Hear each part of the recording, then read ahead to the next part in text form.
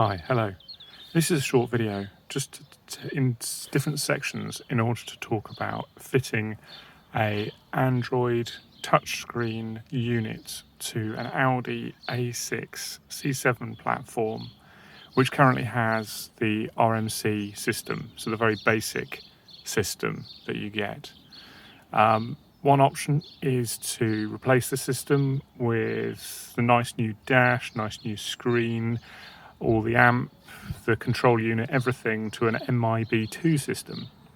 This can be done as a retrofit aftermarket and costs somewhere between £1,200 and £2,000 depending on the options and what you've currently got. So for me, a cheaper way of doing it was to buy one of these Android touchscreen units from China. Came very quickly, came within a sort of few days really. No extra taxes or anything at the time due to the way it was shipped, and it cost about £380 including all of the conversion charges and stuff. So yeah, under £400, so quite a bit of saving than upgrading the main system. The benefits is the fact you get touchscreen. Drawbacks is that you're doing with aftermarket, not full Audi system. But I thought, well, give it a go. So it comes with quite a lot of comprehensive instructions, although as they are translated and there's so much detail to this, the instructions aren't ideal. So I thought I'd make a few short video clips in order just to help other people with some of the things I found. The main thing is you do have to follow the instructions they give you, right? They will change the kits over time. Different suppliers will sell different kits. So make sure that you look at the instructions you're given from the supplier. If you've got any questions, speak to the supplier of it. There is not one kit that fits all. Okay. So in this first video, I'll just show you those instructions that I refer to. There are pages and pages of them. Arrows, cables, bits and pieces. The vendor also sent me a video of how they converted the screen from the original Audi screen. Again, very important you follow this. I've also been told it's very important that when you're connecting everything up to the new unit down here, you connect the main power cable last, and that's to stop damage to the unit. So do follow those instructions, and maybe some of these tips will help you in addition. So in the first step, what you have to do is, the first bit of trim to remove is the section that runs across the top here. This simply unclips with these little tabs. So one of the main tools you need when you're doing this job is a decent set of trim tools. So make sure you get those. You must have those really. The next section to undo, if I remember correctly, was this section, the dials. So there were some screws up here I think came out.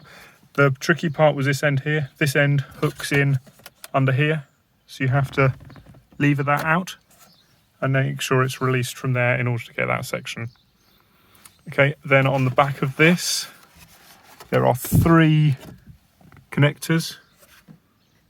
1, 2, and the third one's up there, and they connect into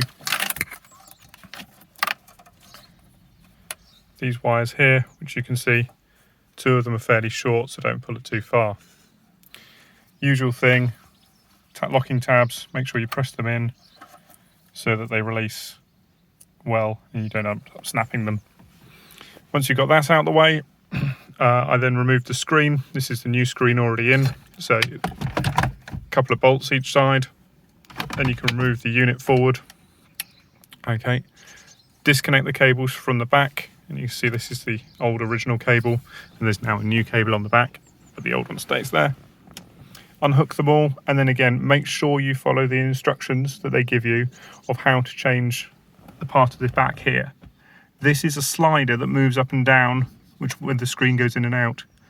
The old slider is about 3 times the size of that one.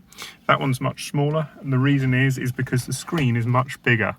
So with a bigger screen, it needs to be able to move back further, so you have to have that different clip. I've seen some videos of people in China who have fitted these screens as demos, and they haven't changed it, and the screen sits forward when you put it back together again. It is a tricky thing to undo. Effectively, there's a locking pin here. You pull this locking pin all the way out, get it right out. That then releases the screen, slide it out. Then to get the slider off, there's a hook that goes around the plastic trim that goes around the back here. That pulls out. It's very difficult. Give time.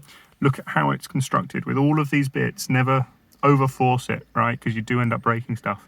Just take your time, look at how it's put together, wiggle it, maneuver it, and then, you know, then go for it, basically. So there's a section here that slides all the way out. That then allows the top part to lift, and this slider piece comes off, and then the replacement one comes on. One of the other things that was interesting when I was doing this and wasn't really made clear was in the bag there were these little rubber nubbles. Now they go on the back of the screen, one on each side, one there and one there. So that wasn't in the instructions, but what you'll notice is obviously nothing is there unnecessarily normally. So have a look at your existing screen and the new screen. Okay. Thank you. I'll now stop here and I'll make another video for the next section.